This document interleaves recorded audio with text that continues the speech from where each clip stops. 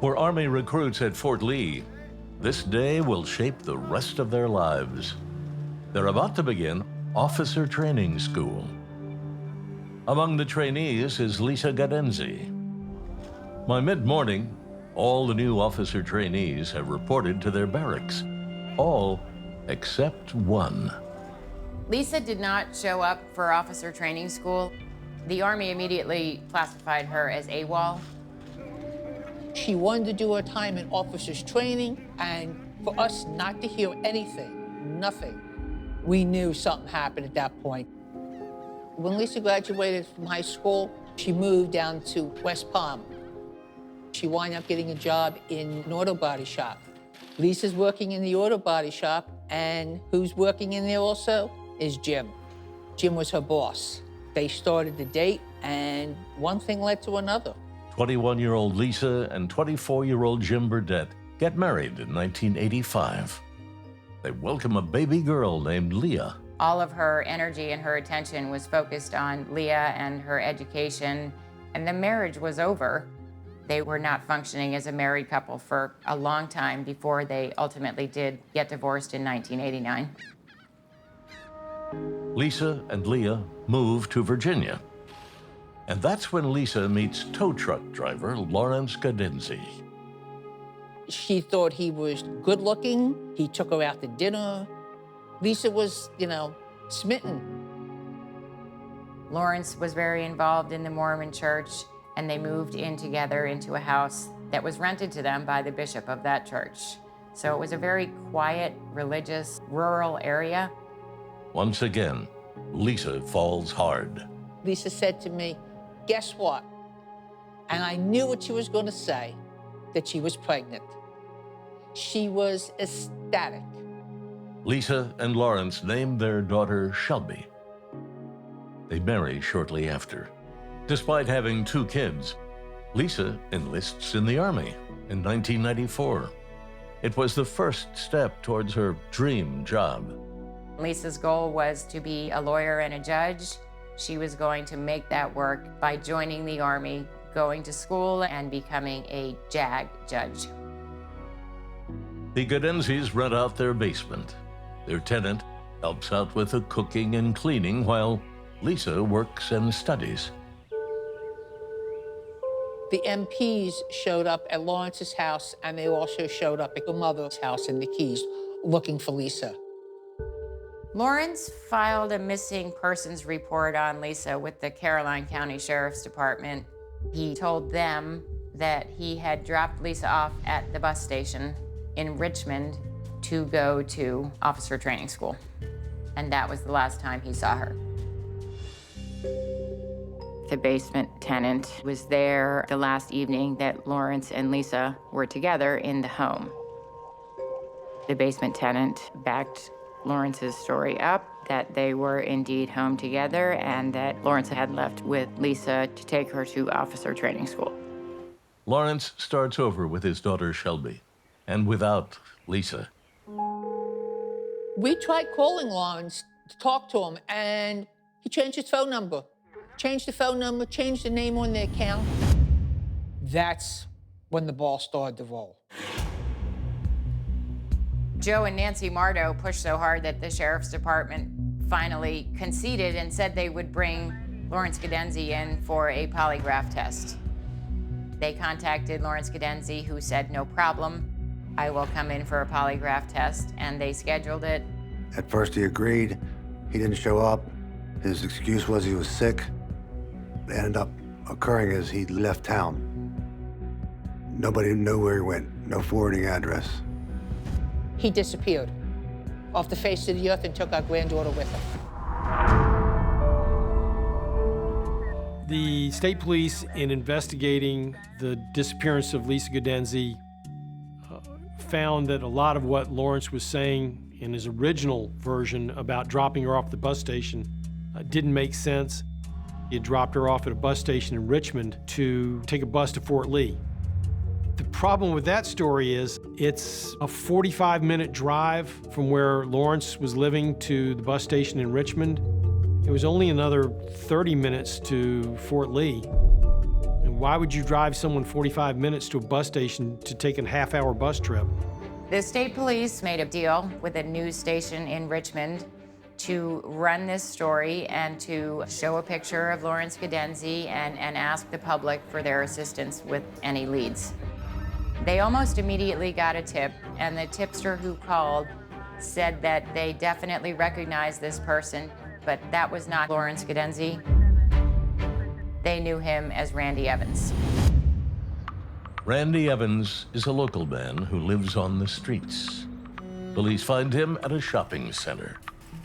The agent said, "Are you Lawrence Cadenzi?" He said, "No, my name is Randy Lee Evans."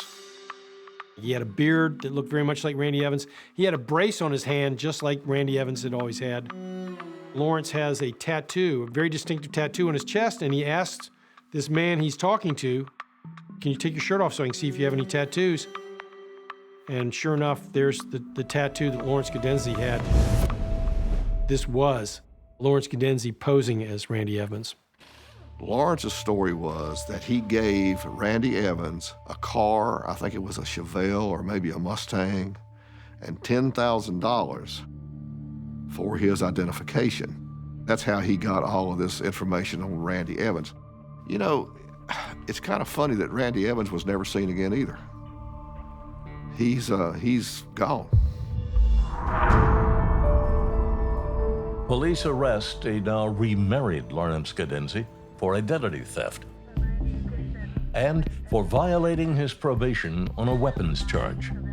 When we heard that he started a new life and he had a new wife, we were livid, absolutely livid. I got on the computer, I pulled up all this information. We got a marriage license on him under the name of Randy Lee Evans. He married Linda May. Police also want to know about his 4-year-old daughter, Shelby. He changed Shelby's name to Logan Evans, and the three of them were living not that far away from where he left, about 1 county over in Rockingham County. Lawrence Cadenzi pleads guilty to forgery and is sentenced to 2 years in prison. He's released in 2004. Police can't charge Lawrence in connection to Lisa's disappearance. With no new leads or evidence, the case of the missing mom goes as cold as an old Virginia coal mine. Investigators interview Diane, who used to babysit the Cadenzi's daughter Shelby back in Virginia. Lisa and Lawrence called Diane to babysit the weekend before Lisa was supposed to report to Fort Lee. Lawrence was excited for her to come home, so they took Shelby over to the babysitter. During that time, Diane and Lisa have a conversation, and Lisa tells her that she wants to get a divorce from Lawrence. I believe that Lawrence heard Lisa tell the babysitter, Diane, that she was going to leave Lawrence, that Lawrence was afraid that Lisa was going to take Shelby away from him, just like she had taken Leah away from Jim Burdett. We have a classic triggering event. He's going to lose control of his wife, but more importantly, he's going to lose control over the most important thing in his life, which is his daughter. You start putting circumstances together, and it all starts going down the same road, that Lawrence, more than likely, killed Lisa. They look for evidence at the home Lawrence and Lisa once shared. I go in the closet door and I notice that the drywall, there's been some type of work done there. I had pulled the carpet up and there was just a gigantic red stain. It looked like blood. So I conducted a luminol. It looked like the biggest blue light you've ever seen. I swabbed it, we brought it to the lab. They said, we can't say it's blood, but what we can tell you is there's a whole lot of Clorox there. Agent Collins goes down to Georgia and locates the downstairs tenant that was living in the basement at the time of Lisa's disappearance. Early on, they did interview the basement tenants, and the woman who lived in the basement essentially said that she hadn't seen anything unusual. And it gets to the point where she is rocking almost uncontrollably. And I said, "What's wrong?" She said, "I'm afraid that Lawrence will come try to kill me." Lawrence Cadenzi's former tenant tells Agent Collins about the night before Lisa vanished. She says that the ground was frozen. It was been cold for several days.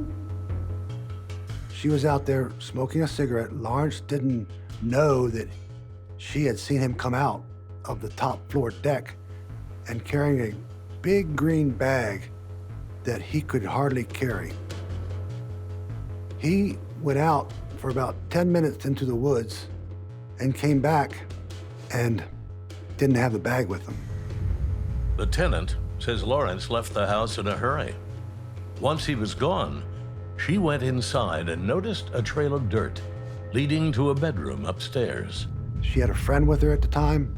They come in the bedroom and they see all of Lisa's military gear, all laid out.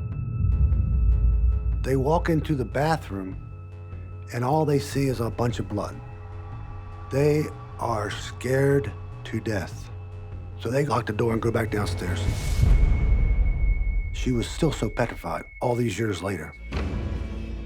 We decided to indict him for murder, and the police went and arrested him. He was in shackles, and we sat right there. And we looked right at, he seen us, he didn't know what to do. Just 2 days into the trial, Lawrence pleads guilty to second-degree murder and is sentenced to 25 years in prison. The mystery surrounding the disappearance of the drifter Randy Evans remains an open investigation.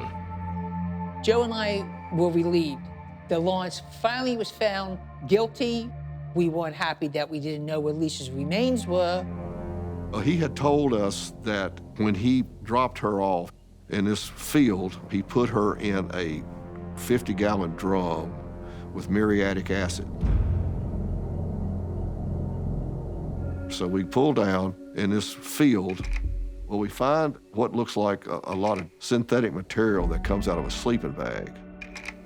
I look off to the right, and literally there's 3 bottles of muriatic acid that's been there for 15, 20 years. Not far from the acid bottles, investigators find something telling. It was Lisa Bartow's dental bridge. And it's the only human remains of Lisa that there are.